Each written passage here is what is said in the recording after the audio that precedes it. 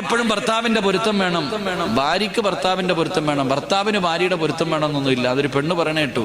എന്റെ പ്രിയപ്പെട്ട സഹോദരിമാരെ, നിന്റെ ഭർത്താവിന്റെ കള്ളുകുടിയും പെണ്ണുപിടിയും സഹിച്ചും ക്ഷമിച്ചും നടക്കുന്ന നിനക്കും പ്രതിഫലമുണ്ട്. നിനക്ക് പ്രതിഫലം ആസിയ ബീവി റളിയല്ലാഹു തആല അൻഹയ്ക്ക് അല്ലാഹു കൊടുത്ത പ്രതിഫലമാണെന്ന് നബിയുനാ റസൂലുള്ളാഹി സ്വല്ലല്ലാഹു അലൈഹി വസല്ലം. അപ്പൊ അതുകൊണ്ട് നല്ല ഒരു ജീവിതം വേണോ, സമാധാനമുള്ള ജീവിതം വേണോ, നിന്റെ വീട് സ്വർഗമാകണോ, ഒന്ന് അഭിനയം നിർത്തുക, മനസ്സറിഞ്ഞിട്ട് സ്നേഹിക്ക്. അള്ളാഹു നിനക്ക് നല്ല ജീവിതം തരുമെന്ന് നബി മുഹമ്മദ് മുസ്തഫ സല്ലല്ലാഹു അലൈഹി വസല്ലം. അള്ളാഹു ഈമാൻ നൽകി ഗ്രഹിക്കുമാറാകട്ടെ.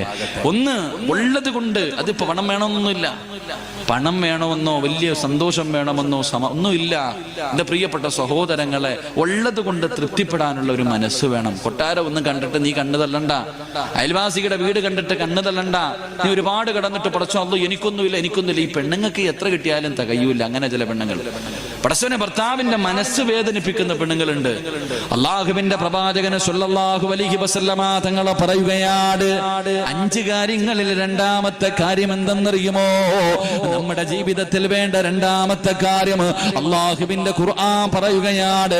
അള്ളാന്റെ ഖുർആൻ പറയുകയാ, എന്റെ പ്രിയമുള്ള സഹോദരങ്ങള്, രണ്ടാമത്തെ കാര്യം എന്തെന്നറിയുവോ?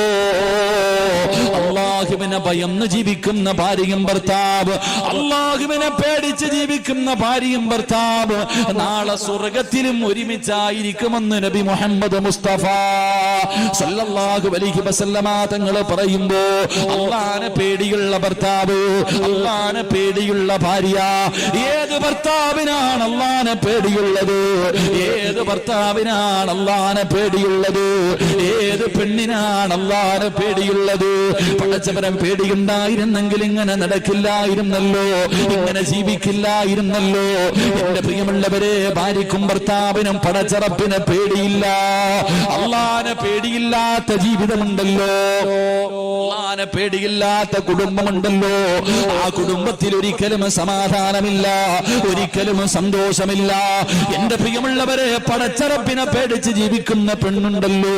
അല്ലാഹുവേ, എന്റെ പ്രിയപ്പെട്ട പെങ്ങള്, പടച്ചറപ്പിനെ പേടിച്ച് ജീവിക്കു പൊന്നുമോള്, നല്ലപോലെ വസ്ത്രം ധരിക്കു പൊന്നുമോള്. അല്ലാഹുവേ, പടച്ചവനെ, ഈ വഅദിന്റെ സദസ്സിൽ വന്നിട്ട് പോലും ശരീരം മറക്കാത്ത പെണ്ണുങ്ങളുണ്ടല്ലോ, തലമറക്കാത്ത പെണ്ണുങ്ങളുണ്ടല്ലോ. എന്റെ പ്രിയപ്പെട്ട പെങ്ങള്, നീ അല്ലാഹുവിനോട് സ്വർഗം ചോദിക്കുമല്ലോ. എപ്പോ ദുആ ചെയ്താലും നീ ചോദിക്കും, പടച്ചവനെ സ്വന്തരട്. ഏത് സ്വർഗമെന്നറിയുമോ?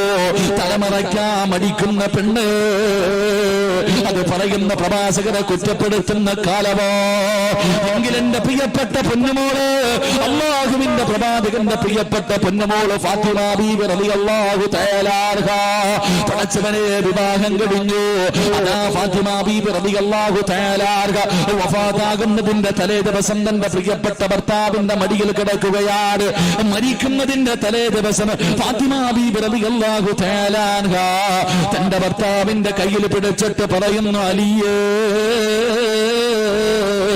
ഞാൻ മരിച്ച പകലെന്നെ കൊണ്ടുപോയി കബറടക്കല്ലേ അലിയേ, രാത്രിയിലെ കബറടക്കാവൂ, പകലെന്നെ കബറടക്കാൻ പാടില്ല. ഫാത്തിമ ബീവി റളിയല്ലാഹു തആല അൻഹയോട് അലിയാര് തങ്ങൾ ചോദിച്ചു, എന്തേ ഫാത്തിമ പകല് കബറടക്കരുതെന്ന് പറയാനുള്ള കാരണം എന്താ? അവിടെ നിന്ന് പറയുന്നു, അലിയേ, എന്റെ ശരീരം നിങ്ങളല്ലാതെ ഒരു മനുഷ്യനും കണ്ടിട്ടില്ല. എന്നെ അതാ പകലാണ് കബറടക്കുന്നതെങ്കിൽ എന്റെ മയ്യത്ത് പൊതിയുന്നത്, എന്റെ മയ്യത്ത് ചുമക്കുന്നത്, എന്റെ മയ്യത്ത് കബറിൽ ഇറക്കി വെക്കുന്നത് അന്യപുരുഷന്മാരാകുമല്ലോ അലിയേ. അവരെന്റെ ശരീരത്തിന്റെ വടിവകാടുമല്ലോ. 3 കഷ്ടം വെള്ളത്തുണിയിൽ പൊതിഞ്ഞിട്ട് ജനാസ കൊണ്ടുപോകുന്ന സമയത്ത് പോലും ഒരു മനുഷ്യനെന്റെ ശരീരത്തിന്റെ വടിവ് കാണാൻ പാടില്ല. അതുകൊണ്ട് രാത്രിയെ എന്നെ കബറടക്കാവൂ എന്ന് തന്റെ പ്രിയപ്പെട്ട ഭർത്താവിനോട് അള്ളാഹുവിന്റെ പ്രവാചകന്റെ പൊന്നുമോള് പറഞ്ഞു കൊടുക്കുമ്പോ, എന്റെ പ്രിയപ്പെട്ട പെങ്ങള്, ആ ഫാത്തിമയുടെ പുറകിൽ നിന്നാണ് സ്വർഗത്തിൽ പോകേണ്ടത്. ആ ഫാത്തിമയുടെ പുറകിൽ നിന്നാണ് സ്വർഗത്തിൽ പോകാൻ നീ ആഗ്രഹിക്കുന്നത്. നടക്കുന്നത്. അല്ലാഹുവേ, ശരീരം മറയ്ക്കാൻ പേടിയാ, അല്ലാഹുവിനെ ഭയമില്ലാതെ അഹങ്കാരത്തോടു കൂടി നടക്കുന്ന പെണ്ണുങ്ങളുണ്ടല്ലോ. എന്റെ പ്രിയപ്പെട്ട ചെറുപ്പക്കാരാ,